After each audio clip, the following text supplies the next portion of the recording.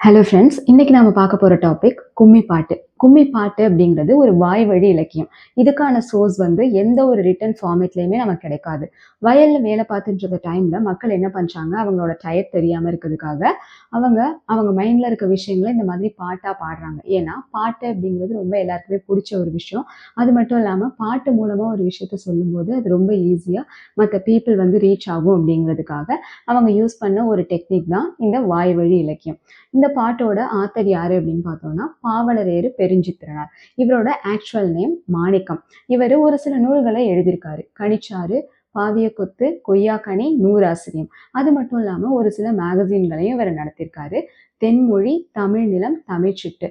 இப்போ இவரோட இந்த கும்மி பாட்டு அப்படிங்கிற பாடல் வந்து இவர் எழுதின கனிச்சாறு அப்படிங்கிற நூல்ல தான் இடம்பெற்றிருக்கு. இப்போ இந்த கும்மி பாட்டு மூலமா இவர் வந்து தமிழோட பெருமைகளை பத்தி தான் பேசியிருக்காரு. தமிழ் மொழி அப்படிங்கிறது பல நூற்றாண்டு வருஷத்துக்கு முன்னாடியே தோன்றினது அப்படின்னு சொல்லியிருக்காரு. அது மட்டும் இல்லாம தமிழ் மொழியில இல்லாத நூல்களே கிடையாது. எக்கச்சக்கமான நூல்கள் வந்து தமிழ் மொழியில இருக்கு அப்படின்னு சொல்லியிருக்காங்க. குமரி கண்டம் அப்படிங்கிறது வந்து ஒரு கடல்கோள் மூலமா அழிஞ்சுது அப்படிங்கிறத பத்தி நாம படிச்சிருப்போம்.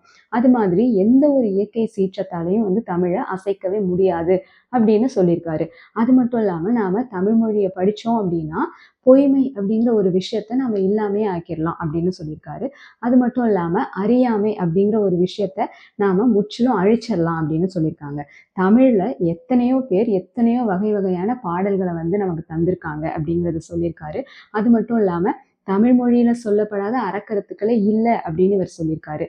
ஸோ ஜென்ரலா ஒரு தமிழ் சமூகம் சந்தோஷமா இருக்கிறதுக்கு தேவையான அனைத்து கருத்துக்களையுமே வந்து தமிழ் மொழி நமக்கு கொடுத்துருக்கு அப்படிங்கிறத சொல்லியிருக்காரு. தேங்க்யூ.